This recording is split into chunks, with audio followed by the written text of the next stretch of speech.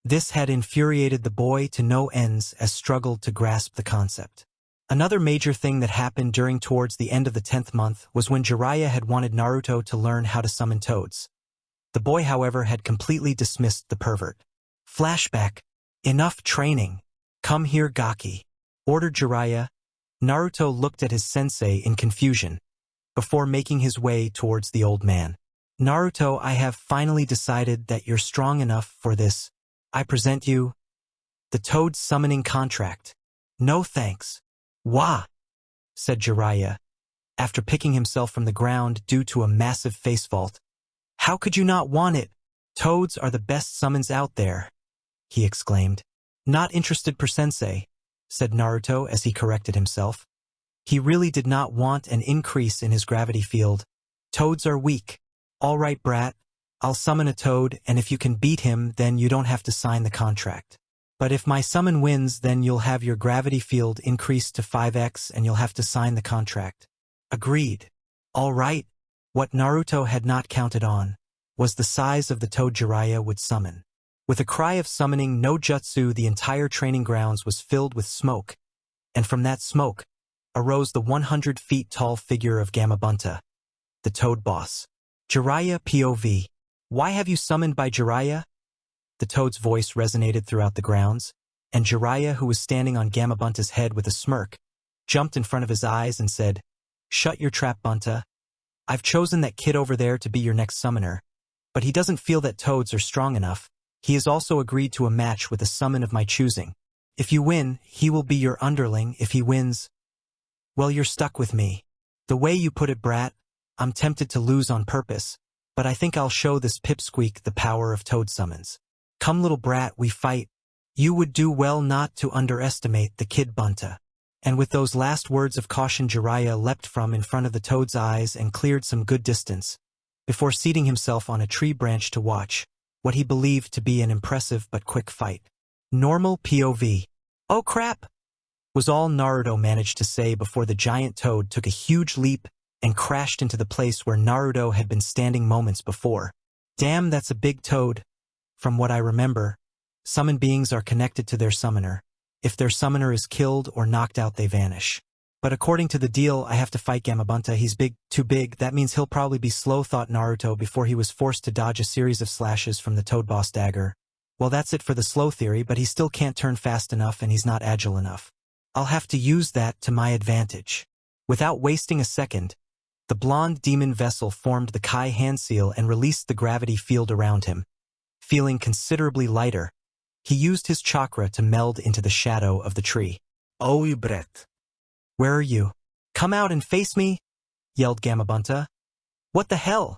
He exclaimed as Naruto emerged from the toad's shadow between his huge legs. Using a massive leg as a platform, he jumped and launched a punch straight at the boss groin. Quickly teleporting out, Naruto watched the massive toad boss fall down on the ground moaning.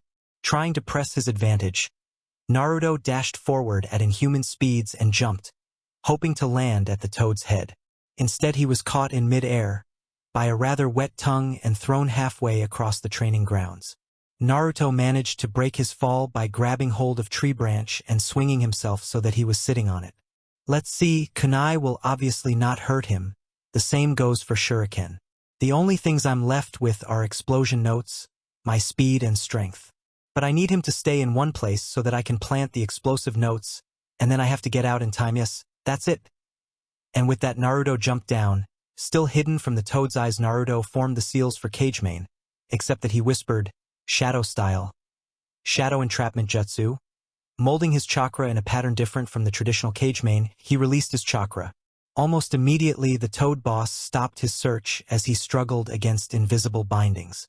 The vast shadow of Gamabunta had collapsed and collected near his feet, while chains made out of shadow bound his legs. What jutsu is this brat? Release me now, demanded the toad. His work done, Naruto took out an explosive note and teleported himself near one of Gamabunta's legs. He missed the slight widening of the toad's eyes. Before Naruto could plant the explosive note, he was pushed back by an enormous chakra burst. The lapse in concentration caused his jutsu to fall. Without wasting a second, Gamabunta jumped in the air and shouted,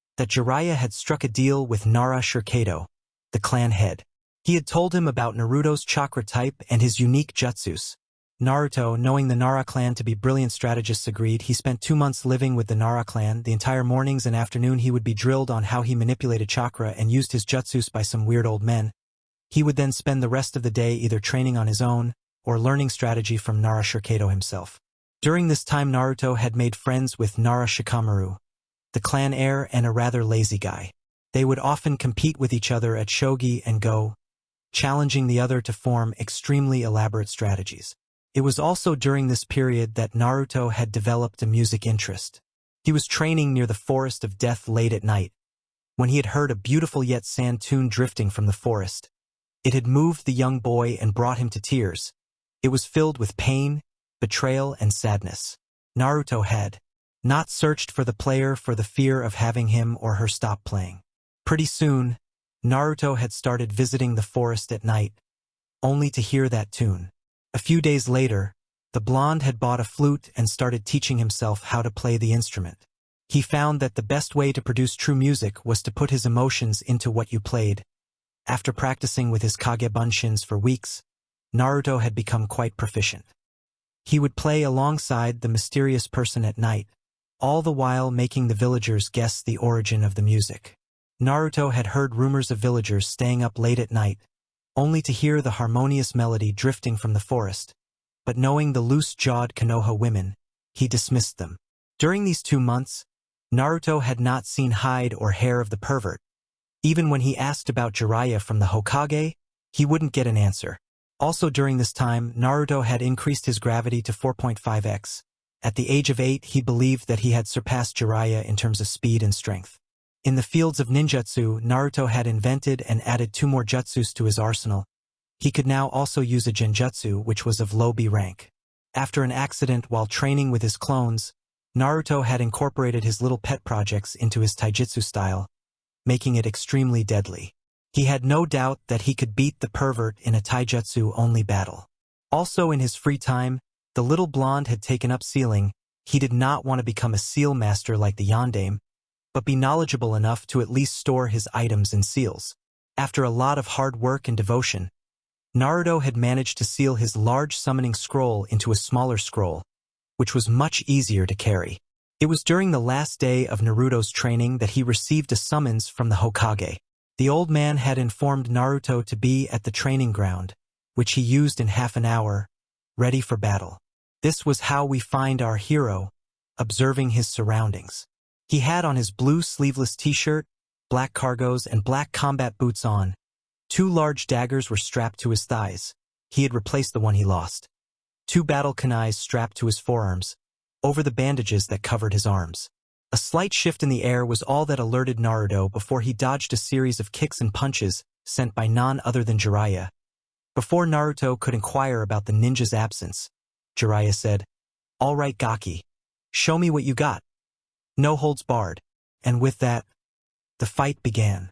Immediately Naruto was forced to dodge a couple of fireballs courtesy the old pervert. Moving on to the offensive, he started a series of blows involving punches, kicks, knee thrusts, and elbow thrusts. Jiraiya managed to avoid all of them, except the last knee thrust to his solar plexus, launching the old man 20 meters back. "You've grown strong, brat. If I hadn't intercepted that last blow, the battle would have been over. I think I may have to get serious after all." And with that, Jiraiya made the standard release seal and yelled, "Kai!" Nothing happened. Smirking, Jiraiya vanished and reappeared behind Naruto, punching him hard. But instead of the yell of pain as he had expected, Jiraiya was awarded with splinters from an obliterated log. "A kawarimi without seals. How much have you grown, Naruto? How did you get that fast?" inquired Naruto. "Look underneath, brat. Weighted clothes. I'd say we are about equal in strength. What about speed?" Naruto was rewarded with a smirk, before Jiraiya rushed at him. Quickly releasing his gravity field, Naruto dodged. "I'm faster," said the apprentice. "Kage Bunshin!" cried Naruto, forming one shadow clone. "You cannot beat me!" With that, both Narutos launched their attack at Jiraiya. After some time, Jiraiya actually managed to hit one of the Narutos only to find the clone become a black mass and his head shot through. Thoroughly surprised, he failed to react in time to the kick sent his way by the real Naruto. Only a quick kawarimi managed to save him from a week of hospitalization. "How do you like my new taijutsu style? Shadow Fist. Like I said, pervert. You'll lose. Like hell, brat, you caught me off guard. Let's see how your style measures up to mine. Underworld spines." Jiraiya's hair hardened and covered his entire body, leaving only the face, hands, and feet as they were. He charged at the brat once again. Now no longer able to land any hits on the powerful shinobi, Naruto was forced to dodge and resort to mid-range attacks. Quickly, Naruto took out one of his scroll from his back pouch, pricked his finger, and smeared some blood over the scroll while launching it towards Jiraiya. A dozen kunai sped towards Jiraiya. However, before they could reach their target, a shout of "Kage kunai no jutsu" was heard, and the 20 kunai multiplied into 200. Due to the incoming barrage, Jiraiya was forced to jump back and curl into a small ball, The kunai merely bounced from the hard spikes surrounding Jiraiya, falling on the floor with a thud. The distraction was all that Naruto needed to summon a toad, with a large katana in his hand. Pointing towards Jiraiya, the toad jumped into action, slashing away the spiked shell with expert moves. After a few minutes, the toad was dispelled by a blow from a now spikeless Jiraiya. Katan. Karyuenden, shouted the Sannin, shooting a huge dragon made out of fire at the blonde. Upon seeing the huge dragon, Naruto dispelled his clone and merged with his own shadow, emerging in the forest. He quickly set to work, building traps and digging small pit holes with the help of his clones. After half an hour, he had finished his work and teleported back to the clearing where Jiraiya was sitting cross-legged. So, you came back. I was about to go research. Not dignifying the pervert with a response, Naruto muttered, "Futon, Rankuden," and shot 4 balls of highly compressed air from his mouth. The first 2 were dodged. However, the third managed to nick the pervert, while the fourth hit him in the chest. Wiping some blood from his mouth, Jiraiya grinned, launched into an attack. Not giving Naruto the time to call another bunshin, Naruto, however, let Jiraiya continue his assault as he slowly guided the pervert into the forest canopy. Once inside the darkened forest, with little sunlight, Naruto activated his eyes and immediately captured Jiraiya in his jutsu. This jutsu didn't stop Bunta. How can it stop me? Simple, my jutsu requires less chakra and has more power when there are a lot of shadows near me, and right now you're in my territory. Give up, Sensei. Don't get cocky, brat. Whatever Jiraiya was going to say was cut off by a Naruto announcing, "Shadow style, shadow spikes." The log was impaled by a dozen spikes made out of shadow. Naruto smirked. His plan was successful. Walking over to where Naruto sensed Jiraiya, he found the Hokage watching a tightly bound Jiraiya with unveiled amusements. The pervert was covered entirely with black ropes that left only the pervert's nose, eyes, and hair free. "Well done, Naruto-kun," said Sarutobi. "You surpassed all our expectations. Now why don't you release Jiraiya? Then we'll explain all this," he added upon seeing the confused face of the boy. With a nod, Naruto cut the ropes with his dagger. "Now what was with all the attacks?" questioned the blonde. "Well, Naruto, you see, Jiraiya convinced me that you were Jounin level. Frankly, that was a bit hard to believe, as the last youngest person who reached Jounin level was Uchiha Itachi at age 10. Therefore, Jiraiya convinced me to test your abilities, on the condition that if you matched by expectations, you'd be inducted into the Jounin ranks. After careful monitoring and deliberation, I consented." Sarutobi stopped a moment to gather his breath, and continued, "It pleases me to say that, Naruto-kun, you are easily mid-Jounin level. The only thing you lack is battle experience and ninjutsu techniques. I'm sure you'll manage to rectify these things within the next 4 years. But I ramble. I'm proud to award you Naruto Uzumaki, the Jounin rank of Konoha, and congratulate you for breaking the previous record. Meet me tomorrow at the Hokage Tower to complete the official paperwork. Until then," he gestured to Jiraiya, who unsealed a Konoha headband and standard custom-made Jounin vest and handed it to a dumbstruck 8-year-old boy. Upon seeing Naruto's condition, Sarutobi chuckled and waved his hand in goodbye. "I'll see you in the morning, Naruto-kun." With that, both the S-class ninja vanished in smoke, leaving Naruto, who looked at the vest in wonder, before grinning ear to ear and shouting, "White! I did it! /N. How did you like it? I enjoyed the 2 fight scenes. Thanks to all those people who corrected me in Chapter 6. The next chapter might be a bit late or not, as I'm planning to start a Harry Potter FIC titled Codename Wraith. Anyway, the kunais are like the ones used by Anko in the manga, slightly longer and a bit curved. Naruto's Jutsu Library. 1. Kage Bunshin Modified. 2 Kage Kunai no Jutsu. 3. Kawarmi Sealless. 4. Shadow Style, Shadow Entrapment Technique. 5. Shadow Style, Shadow Spikes. 6. Futon Rankuden. 7. B-Class Genjutsu, Unidentified. Next time, Leaving Konoha. Leaving Konoha. Disclaimer: I don't know Naruto or Splinter Cell. They belong to their respective owners. To all those anonymous reviewers who feel that Naruto is either too powerful or should be Sannin level, I will once again tell you about Naruto. He is exceptional in taijutsu, he beat Guy, and at age 8 his strength almost rivals Tsunade. He is mediocre in ninjutsu, this will change, and his genjutsu is almost non-existent. He is only this powerful because of the clone and gravity training. Being under a constant gravity puts extreme pressure on not only his bones, but also on his heart, brain, and lungs, making it painful for his body to function. Had it not been for Kyuubi healing him, Naruto would have been dead the first day of his training. And finally, why Naruto is Jounin not S-class, is because do you really think Jiraiya was going all out on an 8-year-old boy? There is a thing called humanity, people. If you take a look at the manga, Jiraiya is a ninja who concentrates on sealing, summoning, and espionage. He did not use the first two at all, while Naruto had to use every trick up his sleeve. If you still feel that Naruto is either overpowered or should be an S-class ninja, all I have to say is don't worry. His training will go slower now that he's going to leave Konoha.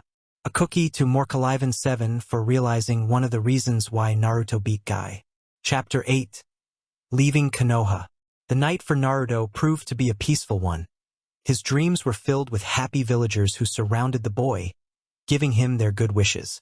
However, such dreams were not meant to last as the shrill of a battered alarm clock woke the boy up. Rising from his peaceful slumber, Naruto looked at the clock in anger before making his way over to the bathroom to get cleaned. Only when the cold water touched the skin did Naruto realize what today meant. With a new spring in his step, he got ready.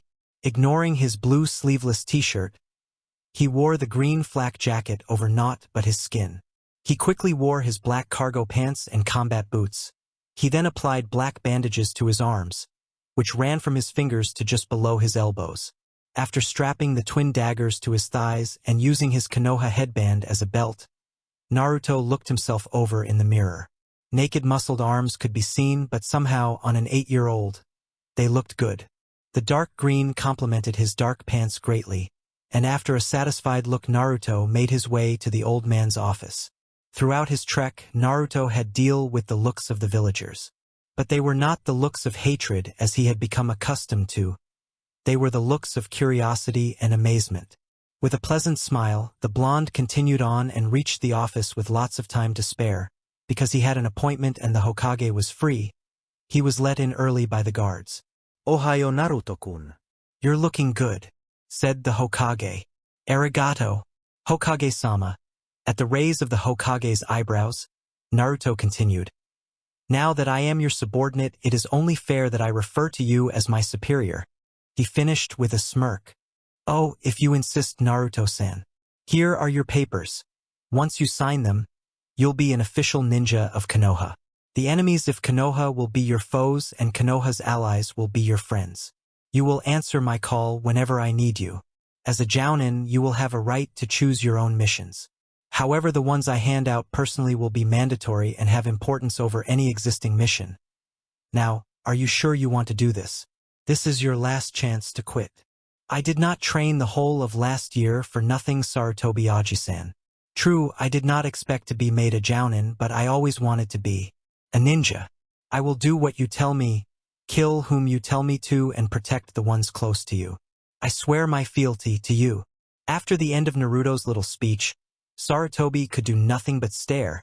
He didn't think that Naruto knew what he had just done. Had to flee the village when you were caught helping the snake Sannin Orochimaru. Hyuga Shinji. You've done your homework, brat. But come. Let's see you fight with just one arm. A ghost of a smirk crept up Naruto's face as he started forming a strategy to defeat the Xanbu in front of him. Unlike Jiraiya, who had gone easy on him when they had fought for his Jounin rank, the shinobi in front of him wouldn't hesitate to use anything to kill him. Perfect. Naruto looked at the old man in front of him and said one thing. Let's dance. Shinji burst forward at amazing speeds but still wasn't a match for the little kid who kept on dodging each and every one of the Shinji's Juken strikes. You're fast, brat, but you lack experience, said the slightly sweating ninja before commanding one of his Kage Bunshin finish the blonde from behind. Just as the clone's fingers were about to deliver the lethal touch to Naruto's heart, The Naruto being targeted burst into dark wisps, causing the clone's attack to pass straight through. Before Shinji could get over his shock, he heard a cry from the other side of the room. Wind Scythe.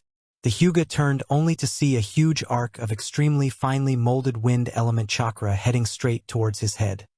But before he could duck to avoid the chakra blast, his eyes caught the same technique heading towards him, launched by the shadow clone that had somehow regained form and bound his own clone. Having no choice left, he unleashed his ultimate shield. Kaiten. The chakra shield battled with the two scythe blasts for a while before finally winning and deflecting the two blasts into the nearby wall, almost slicing them in half. The panting Shinji stopped spinning and fell down on one knee. Damn it! Beaten by a 10-year-old. How did he do that Bunshin without Han seals? Shinji looked up to see Naruto walking calmly towards him. The only thing unusual was that his shin guards were glowing light blue. At Shinji's confused look, Naruto explained, "You don't necessarily need hand seals to do jutsu. I've mastered the Kage Bunshin to such an extent that I don't need the seals for it, thus making your initial advantage worthless. As for the technique, it was something I just invented for myself, Hyuga-san. I form wind chakra around my shin guards and then launch it towards the enemy. Normally it would cause chakra depletion very quickly, but due to my larger than normal reserves, I can fire 10 of these babies before feeling a strain." Soft chuckle escaped the defeated Hyuga's lips before quickly turning into full-blown laughter. "You think you've defeated me, Naruto-kun? You're still wet behind the ears. Yet you killed all those people without remorse or regret, ending lives at the snap of your wrist. What kind of monster are you? Those glowing eyes, they belong to the QB, don't they? Yes, I can make out from your expression. Striking a deal with the very demon that killed so many ninjas of the very village you've sworn to protect. I won't be surprised if you kill the very man who trained you one day, monster." The last words were spoken with such contempt and venom that Naruto snapped. His mind stopped working and his body stood rigid. He never noticed the smirk across Shinji's face as he pushed the last remaining chakra into his legs before delivering 129 blows to his body. 128 designed to put a man out of commission, and the last blow straight to the heart. He never noticed his clone switching with himself right before the last blow to the heart was dealt. He never noticed the defeat and the rage on Shinji's face when he realized that a shadow clone had taken his blow to the heart. Naruto didn't even notice his opponent fall down on the ground due to chakra exhaustion, unable to move. Naruto didn't notice anything except watching the dying moments of all those ninjas that had fallen by his hands. He did, however, notice the blackness that was engulfing his vision.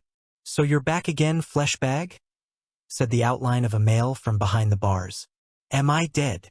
"No, unfortunate though it is. If you die, then so do I. My chakra is currently opening your tenketsu again. You were lucky that your clone replaced you with a kawarimi, or you would have been a dead monkey. I have a deal for you?" "What the hell do you mean, fur ball?" 3 huge claws shot out from behind the bars and impaled Naruto straight through the stomach. Kyuubi's killing intent flared, and finally something clicked in Naruto's mind. Through the pain, Naruto thought 2 words. "That's why. Shut your mouth, brat. In here I can kill you 1,000 times over." The haziness clouding his mind from the parting words of Hyuga Shinji cleared, and after what seemed like a lifetime, he could think. And upon being blinded from pain because of 3 claws, Naruto's eyes narrowed. Unknown to him, his own crimson orbs started glowing and Kyuubi's own killing intent lessened considerably. "Listen now, Fox. You are trapped within my mind. You will follow my rules." In an instant, Naruto melded into the shadows and emerged out from where the claws had impaled him. With a wave of his hand, his wounds healed. "As I thought. My mind, my world, my rules. I will not have any deals with you. I have never asked for your chakra, and I forbid you to lend me any of your power anymore." With a war cry, Kyuubi transformed into his fox form, lunged at the bars. But with a command from Naruto, it seemed that the bars only got thicker and size of the colossal cage shrunk a bit, giving the huge demon no amount of space to move. "Stay, boy. Good, now sit." Unable to stop him, Kyuubi's killing intent rose to an all-new level, for a second paralyzing even Naruto, as he obediently sat down on his haunches like a common mongrel. With that, Naruto once again merged into the shadows.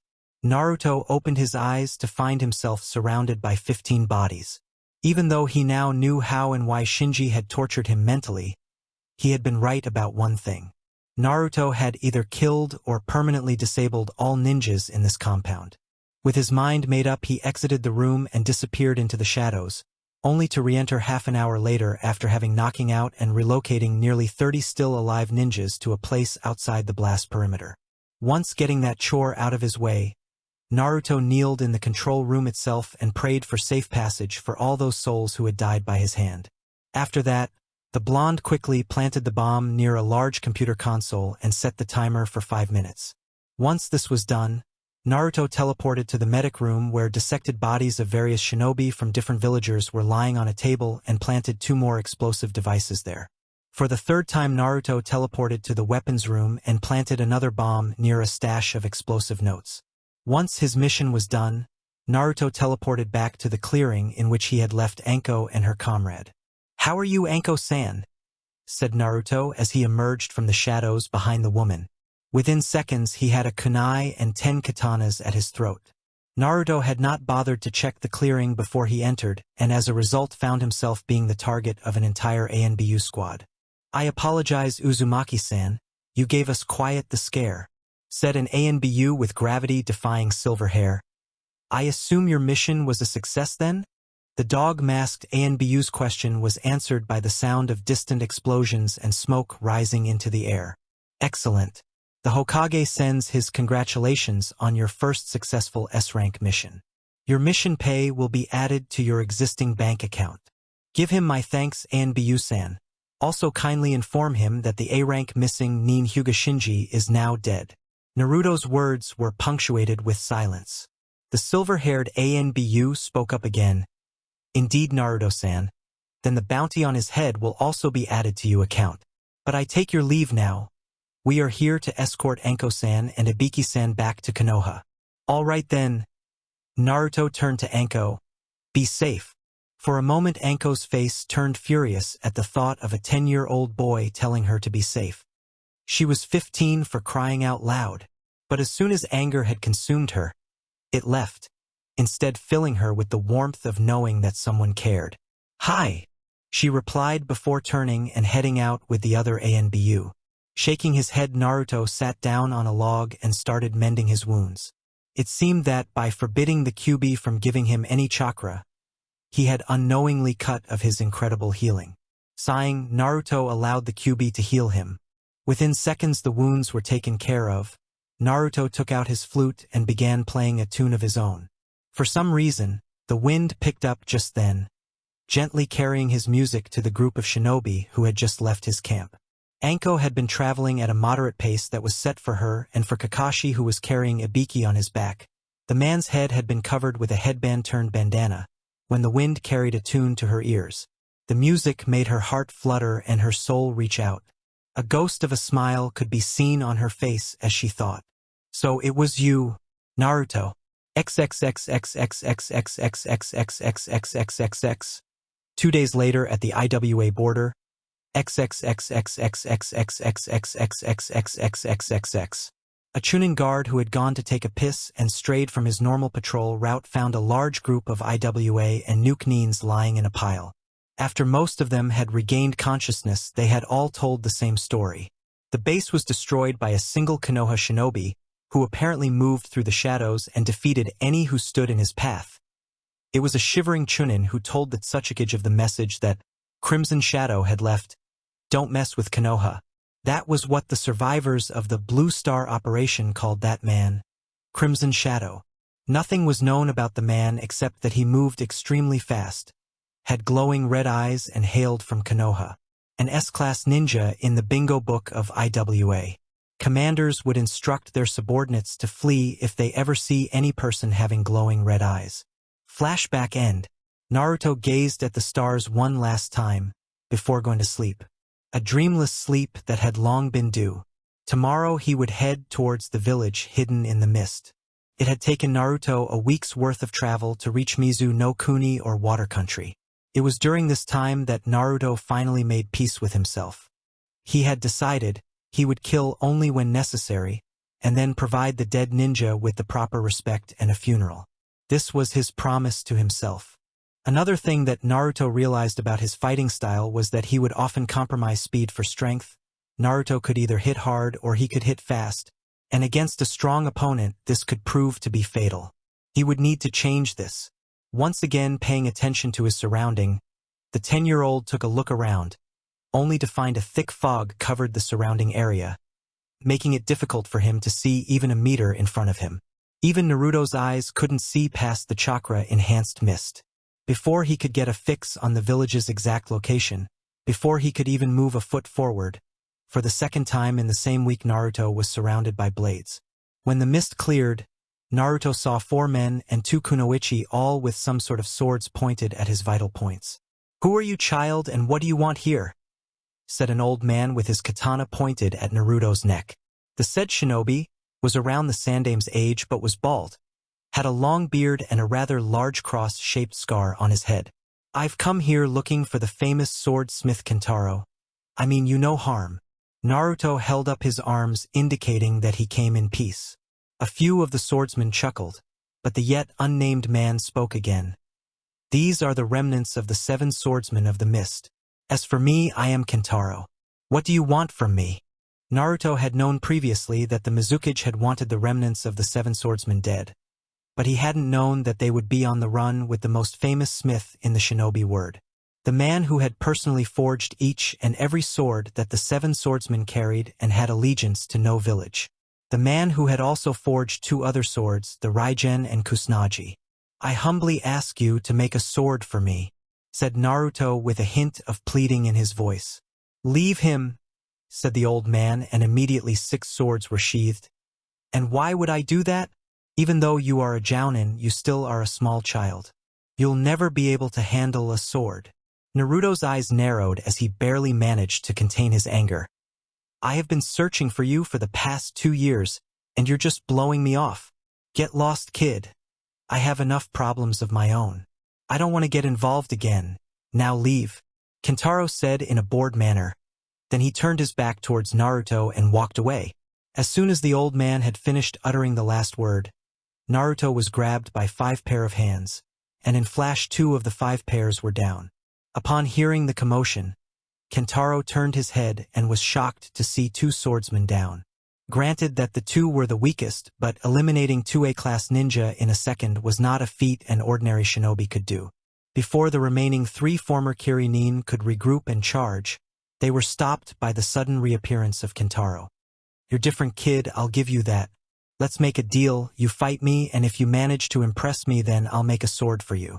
But if you lose, you'll have to quit as a Konoha nin and join us." Agreed. The small group was plunged into silence, as they all waited for Naruto to answer, "Agreed. /n. I just couldn't stop writing this chapter.